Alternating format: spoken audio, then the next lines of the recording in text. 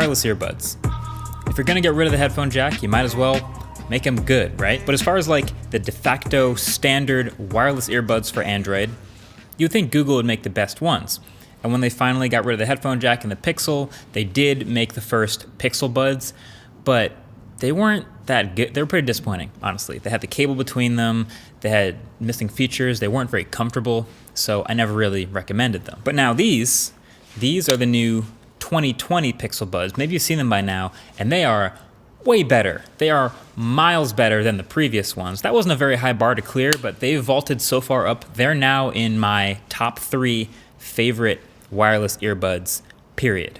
So I'll share that list at the end of this video, but let's talk about what they did so much better and why. So the big bullet points for these are they're $179, they have a 5-hour battery life, and they don't have noise cancellation. So actually on the surface with just those specs, they're not that impressive at all, right? You know, pretty average battery life and no noise cancellation like some of the other premium buds. So what makes them so good? And honestly, it's just that they nail all the fundamentals like really well, and they've just been rock solid to use. So you can start off with the case here. It's a sweet soft touch matte finish, and I like this white one. And it's got a black and white contrast, like the Panda Pixel basically. There's matching lights, one on the inside and one on the outside. And the buds just go right in and snap satisfyingly into place with the magnets pretty easily. And they're strong magnets, so they're easy to get out, but once you snap them in, they're not going anywhere. And it's got this satisfying snap shut with the magnets and the hinge. A lot of them have this, but not all of them do. The old fabric ones definitely didn't. So this is sweet. And it's just small. It's just a small little pebble case. It's really pocketable. It's around the same size, same volume as an AirPods Pro case, if you've seen that before. And it's just as thin, so on the spectrum of different case sizes for wireless buds, these are really nice. That makes a big difference for me as far as how often I want to carry them around and actually use them.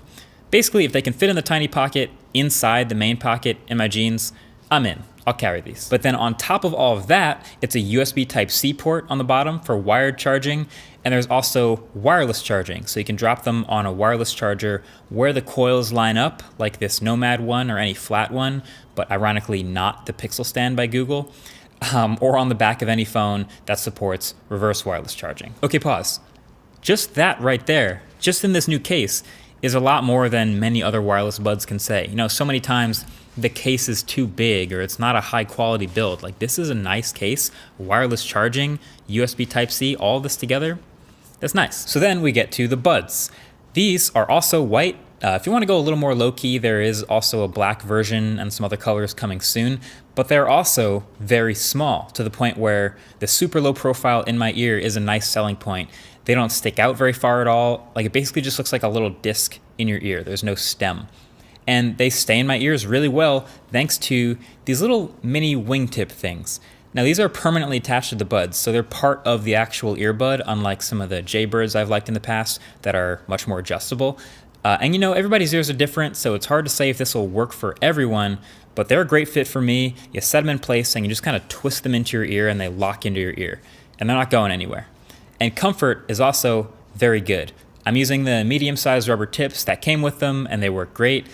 The longest I usually have, you know, headphones in a row is maybe 3 or 4 hours tops for like a flight or something, and that's about as long as I'd wear these, although I know some people keep their headphones in like all day to work in a coffee shop, and I think that's pushing it for these. The wingtip at that point starts to feel like kind of a pressure point. But as far as others I've tried, the rock solid lock in my ear and the shape of them is great. And again, way better than the previous Pixel buds. But then the other scenario for me is working out in them, and I've gotten really picky about workout headphones. And I worked out in these, I went running in them, and they stay in my ears 100%. That's true. But I still prefer the Jaybirds with the bigger soft wingtip. Those just feel more secure and comfortable in my ear. But if you do want to double these as workout headphones, they do stay in the ear. And of course the upside is the Pixel buds are also IPX4 water resistant. So if you want to go work out in them, they'll survive some sweat or some rain if you go running outdoors. So all that is great. So how do they sound? That's the big question with these. A lot of people have had some mixed opinions on them. To keep it perfectly simple, they sound pretty great. I'm a fan of the sound. These guys have 12mm drivers that give great detail and volume, even some impressive instrument separation if you're just like sitting still and just listening, which I did for a while. No weird issues or anything with the sound, and they're compatible with a great variety of stuff. Now, I think the downside some people will have is the bass is lacking a little bit of punch. You know, it's a little bit lighter on the bass. Now, this is fine for watching videos and phone calls and podcasts, but a lot of people are used to more bass when listening to music, you know, if you've come from like beats or something else with heavier bass, so you might prefer a bit of a different sound. Now, this is typically where I'd say, okay, go ahead and head into the EQ and add some bass back, but there is no EQ built into the Pixel Buds app, so that's definitely something to keep in mind if you know what kind of sound you really like. But I think the main thing to keep in mind here as far as sound is these are not active noise canceling headphones.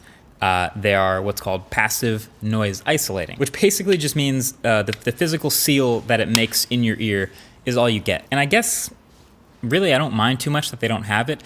Like, it would be nice, you know, on one hand, the noise cancellation I've heard from the $200 to $350 earbuds like AirPods Pro, Sony WF-1000 XM3s, you know, those more expensive ones, it's really nice and they sound better. But these do undercut them quite a bit in price, so I guess I can't be too mad, especially when they do everything else so well. Okay, extra features. So there's a lightweight Pixel Buds app that you install during the setup process when you first pair these buds on your phone, and you get some nice little extras down in there. First of all, it lays out and lets you learn all the swiping and tapping controls on the buds. Works on both sides for media, and they're pretty easy to learn. Swipe forward or backward for volume, 1 tap to play pause, 2 taps to skip forward, triple tap to go back, and a long press to pull up Google Assistant. I found this pretty intuitive. The only downside is the buds are so small that, you know, when I was first learning these headphones, I would like miss the earbud and I'd like kind of hit the back of it and almost knock it out of my ear when I'm trying to swipe. But I've gotten used to that over time. And let me tell you, having the Google Assistant in your ear all the time, pretty sweet. You just say the keyword, not gonna say it out loud, but you just say that and suddenly you're asking it questions all the time. And there's just something that feels like the future about putting your finger up to your ear like an FBI agent and just asking it a random question and getting an answer in your ear, even if I do just keep asking it the weather over and over again. I love it. There's also a feature called adaptive sound, which is basically supposed to change the volume of your media automatically based on the loudness of the environment you're in. But I haven't been in an environment loud enough to see if this really works well, so I don't know. I just leave this off and I swipe to change the volume myself. And the awesome case I talked about also does quick charge. So if you find the battery is about to die and you have a little bit of a quick break, pop them in the case for 10 minutes and you get 2 more hours of listening time out of it. And that gives you 24 hours total with the buds and the case battery. When it comes down to it, I really like these earbuds. I think they're enough to turn me into the wearing earbuds everywhere I go guy. You know, I've never really been that person. You see people walk around with AirPods like 100% of the time. I guess it's something about this quarantine life of being able to walk around the house with your earbuds in, but your phone's upstairs, but you can still call up the assistant and listen to a podcast. It's kind of nice. And as a bonus, there is no noticeable Bluetooth lag when watching videos with the headphones or playing games or anything like that, which is awesome. And you constantly also know your battery life thanks to the app, which may give you a bit of anxiety, but I find it helpful. But it really just nails the fundamentals across the board. Biggest downside, I think, is no noise cancellation. But, you know, for people who have used passive noise isolating earbuds before, we know if you turn the volume up loud enough, you can't really hear anything else around you anyway. I wouldn't fly with these because it doesn't have noise cancellation, but that's just me. Also, the battery life is average-ish, and I think if they did do noise cancellation with these, the battery life would have gotten even worse, and that would have been pretty bad. Maybe later they'll do some next-gen or a more premium Pixel Buds Pro, and they'll be $279, and they'll do noise cancellation and a bigger battery. I could see that, but until then, these new 2020 Pixel Buds, nice. They are some of my favorite AirPods right now. Right alongside, I'll go, this is top 3, along with AirPods Pro and Galaxy Buds Plus from Samsung. They're above the Sennheisers that I love so much, even though the Sennheisers sound better. because this is so much smaller and more portable and more likely for me to use it. So well done, Google. Thumbs up for the Pixel Buds. This is my review unit. I'm gonna be sending it back, but I will be buying a pair and I think making them my everyday headphones. But let me know what you think. Are you a headphones everywhere kind of person? And if so, would you get Pixel Buds? Or let me know what you think in the comment section below. Thanks for watching. Catch you guys in the next one.